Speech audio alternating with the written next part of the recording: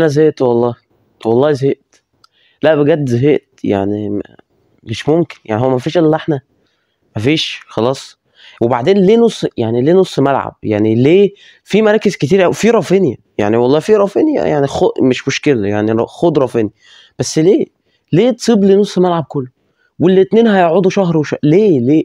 والناحية التانية مانشستر يونايتد عشمك ان هو يعمل منكش وبتاع وبعد كده خد على قفاه يعني عارف. خد على قفاه عادي جدا ولكن جرى اي حاجة. ده حتى يا مؤمن اليوم اللي ريال مدريد يتعثر فيه يقول لك يلا يا عم نعمل منافسة بقى في الدوري كله عمال ينافس واحنا دورينا ما فيهوش. تقوم جاي انت متعثر والفرقة التانية اللي هي جيرونا بتتعثر كله بيتعثر وحاجة اخر تعثر يعني. بس قبل ما يبدأ في اي حاجة متنساش حط لايك اشترك في القناة فعل زر الجرس عدي عليه مش هيجري حاجة يعني. ويلا بينا نتكلم عن ملخص الهبل اللي حصل في الدوري الاسباني ويعني نلف كده في الماتشات المهمة في الدوري الانجليزي. لو دخلنا في الدوري الانجليزي فوالله انا عايز اتكلم عن ماتشين والماتش التالت ارسنال لسه هتلعب يعني غالبا هتكسب يعني. بس احنا هنتكلم في ماتش ليفربول وماتش مانشستر سيتي. لو بدأنا ماتش ليفربول والله فليفربول لاعب نوتنجهام ماتش ملوش لازمه ولا له طعم ولا ريحه ولا له اي حاجه. ليفربول بيعرف يخطف جون في اخر دقيقه من كابتن داروين اللي كانوا عمالين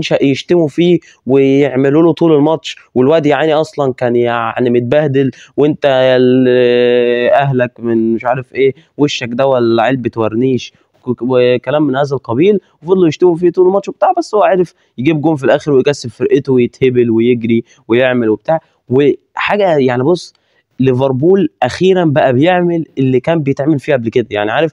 ليفربول كان دايما لما يبقى بينافس سيتي يبقى متعادل وخسران وعادي الدقيقه 80 خسرين مثلا 2-0 فجاه يرجعوا 3-2 عارف شغل اللي هو ايه هو كده. ما يعني احنا بنعمل كده. بالنسبه بقى لمانشستر سيتي ومانشستر يونايتد. مانشستر يونايتد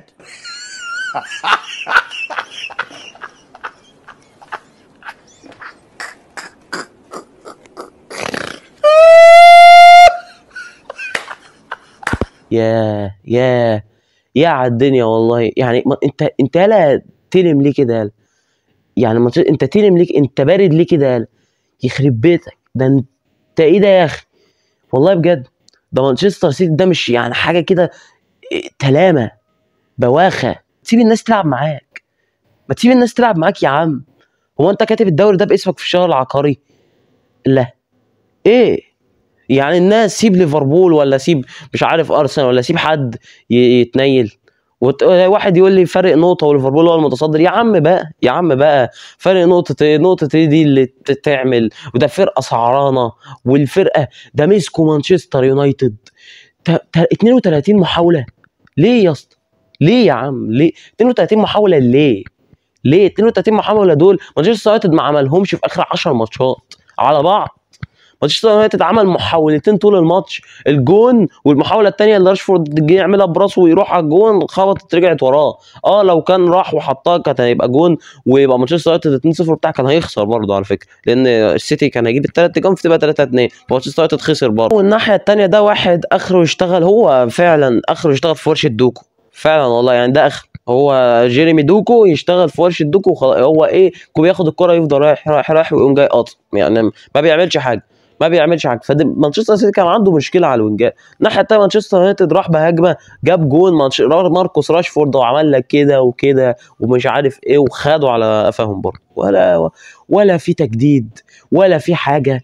ومانشستر سيتي دخل وهالاند تقريبا لازم يجيب جون في ماتشات مانشستر يونايتد. انا مش فاهم ايه الابن البر اللي نازل على هالاند ده البر بالاب والراجل انا مش فاهم بتحب ابوك قوي يعني ماشي يا عم ودخل حط له جون عشان الناس اللي مكابتناه بقى والناس دي ما حدش يزعل يعني. دخل كده سفيان مرابط اداله الكره قال له يلا يا عم هالاند اصل اهم حاجه البر بالوالدين وانك تسمع كلام ابوك عشان ربنا يكرمك وبتاع وانت شايف ربنا كرمه قوي يعني من واسعه يعني. فقام جاي دخل حط جون ومانشستر سيتي بيكسب بكل سهوله مفيش اسهل من كده. بس خد بالك السيتي محتاج اجنحه على الاقل جناحين ثلاثه في الصيف يعني مثلا محتاج يفك له 150 200 مليون يعني عشان يظبط. مهم والله في الدوري الانجليزي يعني ارسنال لسه هيلعب هم دول الثلاث فرق الايه المهمين ان انت تعرف اخبارهم. غير كده فلو رحنا للدوري الاسباني وبدانا ماتش ريال مدريد فدوق من اللي انا كنت بدوق بس شكرا. انا عارف ان الكرة جون وعارف ان ريال مدريد استحق جون وان ريال مدريد كان يستاهل يكسب حلو بس دوق دوق. شايف الظلم؟ دقته طعمه حلو؟ لا طبعا الظلم طعمه وحش، طعمه وحش على الكل على فكره. يعني عارف لما انا برشلونه يبقى ملغي له 3 4 اجوان في اكتر من 8 9 نقط بسبب التحكيم وضربات جزاء ما بتتحسبش وحاجات غريبه، فانت لما اشرب بقى، ما هو التحكيم على الكل. وتشوف انت التحكيم مروق عليك من اخر 3 4 ماتشات. يعني كفايه ماتش الميريا، والله كفايه ماتش الميريا. التحكيم الاسباني زي الزفت، والتحكيم الانجليزي زي الزفت، والتحكيم المصري زي الزفت، التحكيم في اي حته هو زي الزفت، كوم من الهراء. انا مش فاهم التحكيم عدل فين. يعني ريال مدريد كان بيلعب فالنسيا، والله فالنسيا بيحط جونين في الشوط الاول، ريال مدريد بيقدر انه يرجع وبيجيب جون ثالث بس بيتلغي، ريال مدريد اللي هو ياخد الدوري. عشان ايه؟ ما تصدعش دماغي ودماغك ودماغ الناس دي. ولو وصلت لحد هنا ظبط كده، اشترك، لايك، اعمل بص صف كده تحت، عايزك تدوس عليه كله، دوس وخلاص، يعني دوس ومالكش دعوه، فاهمني؟ بس فبالنسبه لريال مدريد فهو كده كده هياخد الدوري والدنيا زي الفل، وبارك الله فيما رزق، وحلال عليكم يا عم، ويا رب تخشوا الجنه، فاهمني انت؟ وكله اتبسط وكله بتاع، وخلينا احنا في همنا، رايحين نلعب نابولي بسيرجيو روبرتو و اللي بعده. شفت يا اخويا؟ شفت ديونج اللي انت عايز تبيعه مش عارف تطلع بالكوره بعد ما ديونج خرج؟ قولا واحد، انت ما بتعرفش تطلع بالكوره من غيره. لازم نعترف بالموضوع ده، انك تطلع بالكوره من غير ديونج ده حاجه اشبه بان مثلا مش عارف، حاجه مستحيله. المستحيلات الخمسه هو حاجه منها. يعني انك تطلع بالكوره من تحت، بدري له بيطلع بالكوره، ولا جندوجان وظيفته مش وظيفتهم، دول لعيبه كرييتيف قدام تصنع لك حلول.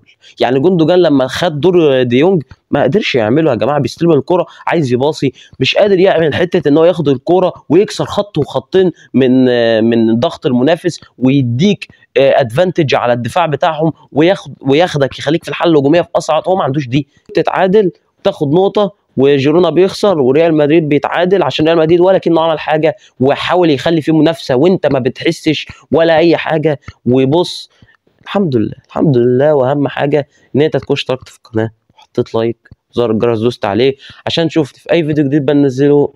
سلام يا معلم.